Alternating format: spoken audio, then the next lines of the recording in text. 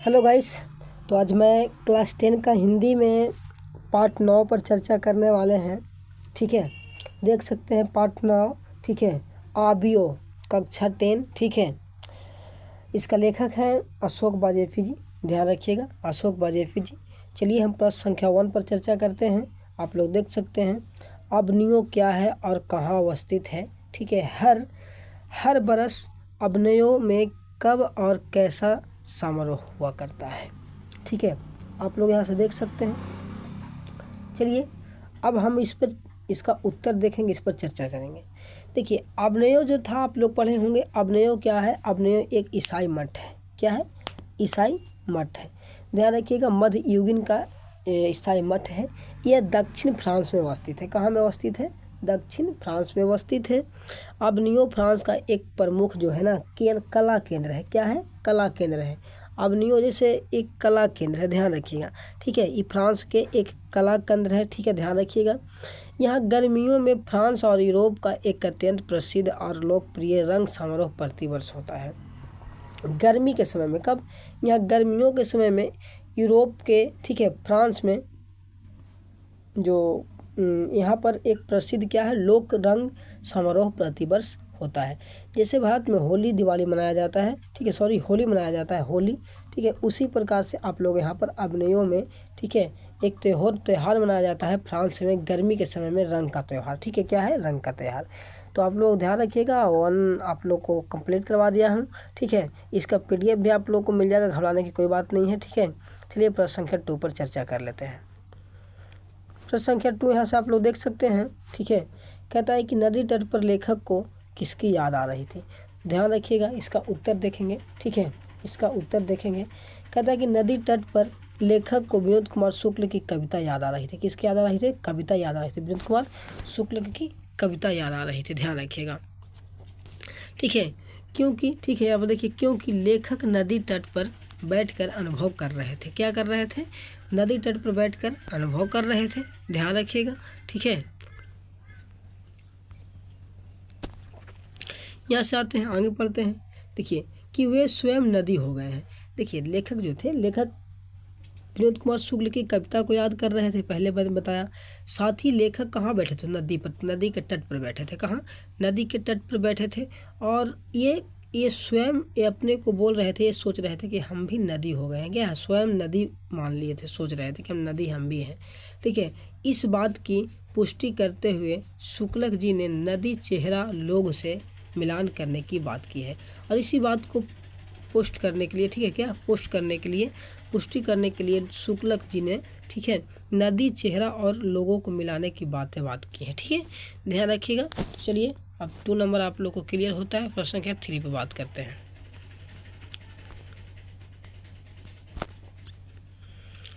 प्रश्न संख्या 3 देखेंगे। कहता है कि नदी के तट पर बैठे हुए लेखक को क्या अनुभव हो रहा था। ठीक है, प्रश्न संख्या 3 है, नदी के तट पर बैठे हुए लेखक को क्या अनुभव हो रहा था। ठीक है, इसका देखेंगे उत्तर कहता है कि नदी के तट पर बैठे हुए लेखक को लगता है कि जल स्थिर है। क्या है? जल जो है, जल स्थिर है। ध्यान रखिएगा। और नदी ही बह रहा है। क्या है?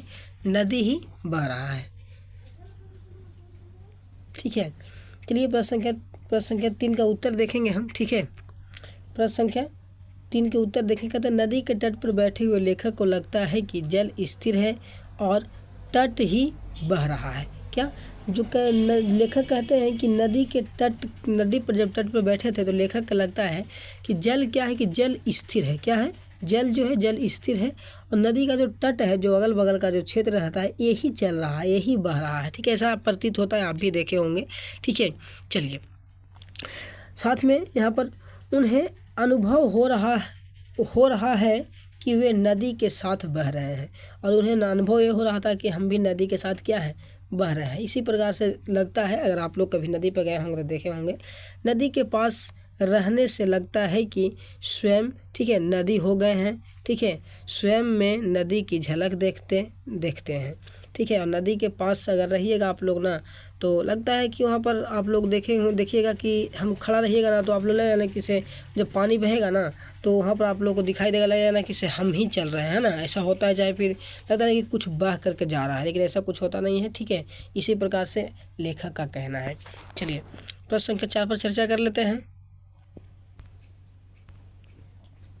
कहते हैं कि 4 में देखेंगे, कहते किसके पास तटस्थ रह पाना संभव नहीं हो पाता है और क्यों। ठीक है, किसके पास जो है तटस्थ रह पाना संभव नहीं है और क्यों नहीं है, इसके बारे में चर्चा करना है। उत्तर इसका हम देखेंगे, नदी के किनारे और ठीक है, नदी के किनारे और कविता ठीक है, कविता के पास तटस्थ रहना संभव नहीं है। नदी के किनारे और फिर कविता के कविता के तट पे कविता के पास में तटस्थ रहना संभव नहीं है। ठीक है, क्योंकि दोनों की ठीक है अभिभूति से बीच बची नहीं जा सकती है। देखिए, नदी के किनारा पर रहना, ठीक है, और कविता को सुन करके आप लोग को तटस्थ कभी नहीं रह पाएगा, ये संभव है। ठीक है, क्योंकि दोनों की अनुभूतियाँ जो है ना गजब विचलित कर देती है मन को, ध्यान रखिएगा। नदी के पास जाइएगा तो आपको अलग सा लगेगा फीलिंग। कविता को कभी पढ़िए तो अगर अच्छा कविता है तो बहुत मतलब गजब अलग सा मतलब फीलिंग जगता है। ठीक है, नदी और कविता में, ठीक है, नदी और कविता में हम, ठीक है ना, बरबस ही शामिल हो जाते हैं। ठीक है, निरंतरता नदी और कविता दोनों में हमारी नस्वतता, ठीक है, नस्वतता का अत्यंत से अभिषेक करती है।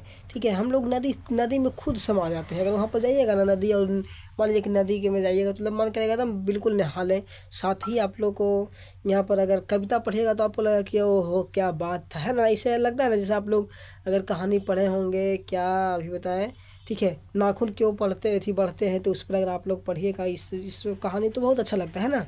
पीछे आप लोग पढ़े होंगे। अच्छा, फिर आगे आप लोग को मछली पढ़ना है, मछली कहानी है ना, विनोद कुमार, ठीक ना, उनके बारे में। ठीक है, चलिए ठीक है, आगे चर्चा करेंगे इस पे। ठीक है, 5 नंबर पर चर्चा करेंगे।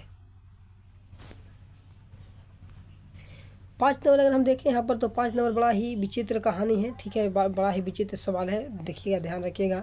ठीक है, कहता है कि लेखक अभिनयों क्या साथ लेकर गए थे और वहाँ कितने दिनों तक रहे। ठीक है, लेखक जो थे अभिनयों में गए थे तो क्या लेकर के गए थे और कितने दिनों तक रहे थे। तो आप लोगों को पता होगा कि जो लेखक थे, लेखक अभिनय में कितने दिनों तक गए थे, कितने दिनों के लिए। अगर पढ़े हुए किताब तो जल्दी से कमेंट करके बताइएगा। ठीक है, ऐसे हम उत्तर दिखाते हैं आप लोग को। ठीक है, यहाँ से उत्तर पढ़ेंगे। आप लोग को पता होगा कि जो अभिनयों में जब गए थे, ठीक है ना, वाजपेयी जी, तो उन्होंने 19 दिन तक रहा था। कितने दिन तक? 19 दिन तक रहा था। और साथ ही वहाँ पर एक हिंदी टाइपिंग वाला बुक लेकर गए थे। ठीक है, चलिए देखिए उसका उत्तर। कहता है कि अभिनयों में, ठीक है, लेखक अभिनयों में 19 दिनों तक रहे थे, अभी बताया हम।